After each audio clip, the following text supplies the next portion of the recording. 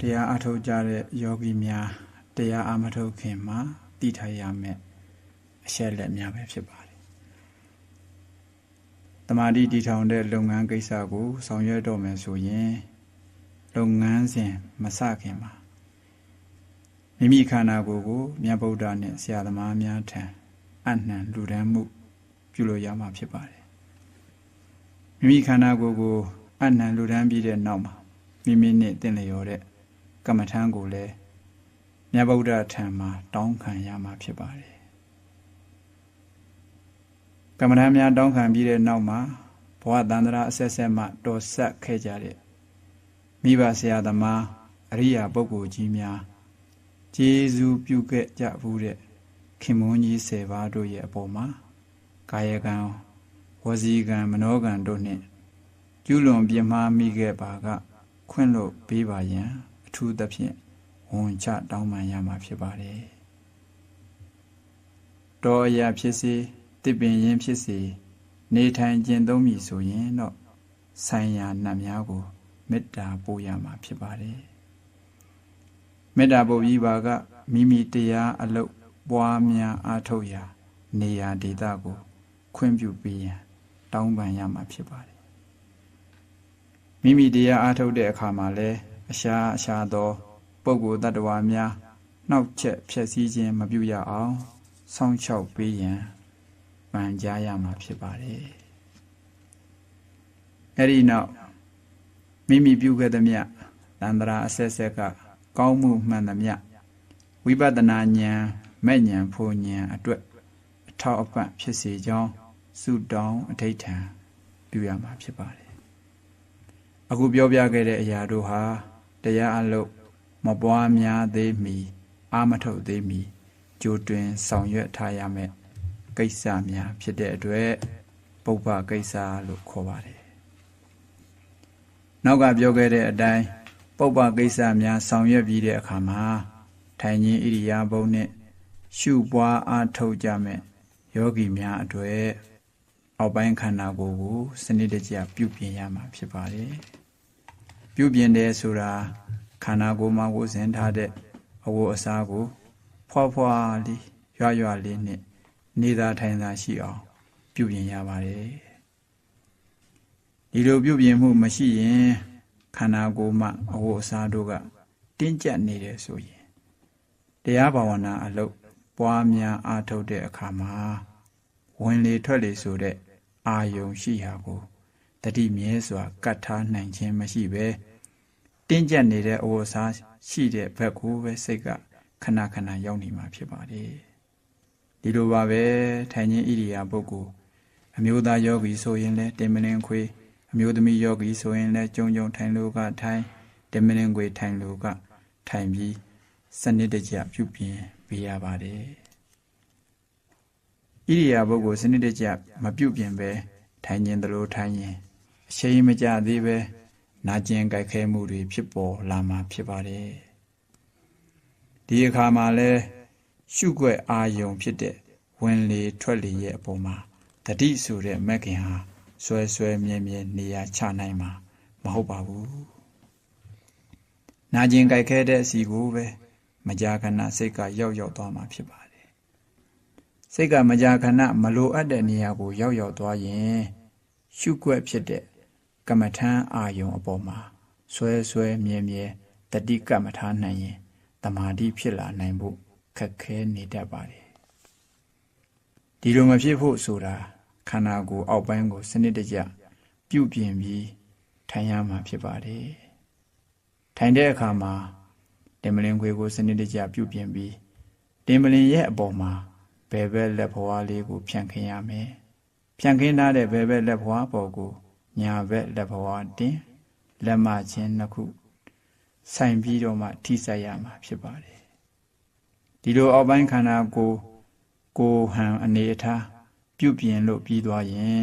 အထက်ပိုင်းခန္ဓာကိုယ်ကိုလည်းစနစ်တကျပြုပြင်ရပါမယ်ပြုပြင်တဲ့နေရာမှာခါးကိုဖြုံမှတ်ထားရမယ်ခေါင်းကိုလည်းဘယ်ဘက်ညာဘက်ရှေ့နောက်တိမ်ဆောင်ခြင်းမရှိစေပဲနေသားတကြတဲ့မှတ်ဖြစ်အောင်တေချာစနစ်တကျ ပြုပြင်ရပါမယ်ပြုပြင်လို့ပြီးပြီဆိုရင်မျက်လွှာလေးကိုအသာချပြီးမျက်လုံးလေးကိုမိတ်ထားရပါဖြစ်ပါတယ်မျက်စိမိတ်ထားပြီးတဲ့နောက်မှာကမ္မထမ်းရှုစရာတရားပွားများအားထုတ်စရာတစ်ခုခုကိုတွေ့အောင်ရှာရမှာဖြစ်ပါတယ်ဘယ်နေရာမှာရှာရမလဲဆိုရင်အထက်နှုတ်ခမ်းပြားတနေရာမှာဖြစ်စေနှာသီးဖျားမှာဖြစ်စေတနေရာမှာရှုစရာရှုွယ်အာယုံကိုရှာရမှာဖြစ်ပါတယ်ဘယ်လိုရှုွယ်အာယုံကိုရှာရမလဲဆိုရင်ထွက်လေဝင်လေဆိုတဲ့ရှုွယ်အာယုံကိုတွေ့အောင်ရှာရမှာဖြစ်ပါတယ်ရှာဖွေလို့တွေးရှိလာပြီဆိုရင်ဝင်လေထွက်လေနှစ်ခုရှိတဲ့အထက်မှာဘယ်အရာကပိုထင်ရှားတယ်လဲလို့ရွေးချယ်ရပါလိမ့်ဦးမယ်အထူးသဖြင့်ဝင်လေကပိုပြီးထင်ရှားနေတာကိုအကဲခတ်ကြည့်ရင်သိတာပါလိမ့်မယ်ဒါပေမဲ့အရှုပ်ပုဂ္ဂိုလ်တို့အနေနဲ့တော့ဝင်လေမထင်ရှားပဲထွက်လေကပိုထင်ရှားတယ်ဆိုတာလည်းရှိတတ်ပါတယ်ဘလို့ပဲဖြစ်ဖြစ်ဝင်လေနဲ့ထွက်လေနှစ်ခုအနက်ထင်ရှားရာတစ်ခုခုကိုရွေးချယ်ရပါမယ်ရွေးချယ်လို့ထင်ရှားတဲ့ရှုွက်တစ်ခုခုတွေ့လာပြီဆိုရင်တွေ့ရှိလာတဲ့ရှုွက်ရဲ့အပေါ်မှာတမာတတိဆိုတဲ့မဂ်ခင်ဖြစ်တဲ့တတိဟာရှုွက်ပေါ်မှာ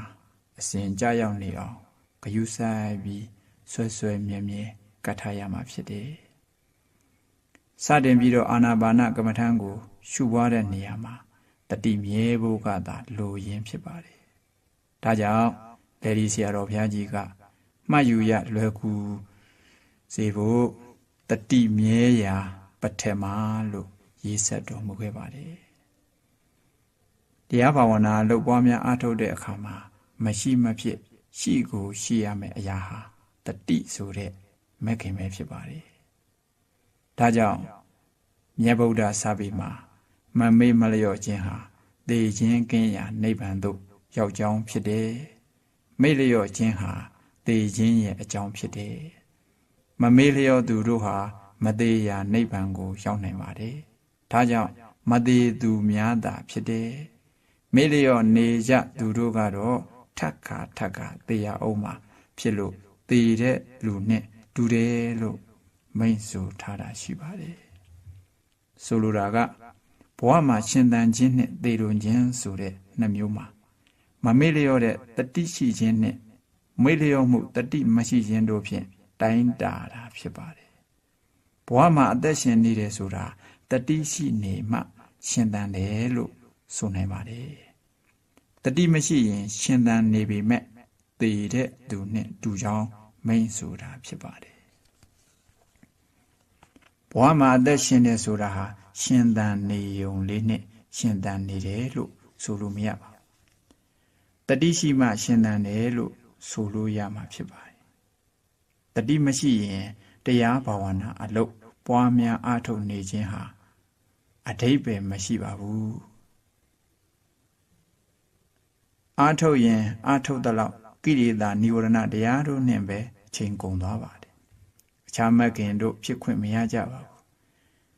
တတိရှိနေမှဝရိယသမာဓိဉာဏ်ဆိုတဲ့သမာဓိမဂ်ခင်ပညာမဂ်ခင်တို့ဖြစ်ခွင့်ရှိပါတယ်တတိဟာမဂ်ခင်အားလုံးရဲ့ရှေ့ဆောင်လမ်းပြပဲဖြစ်ပါတယ်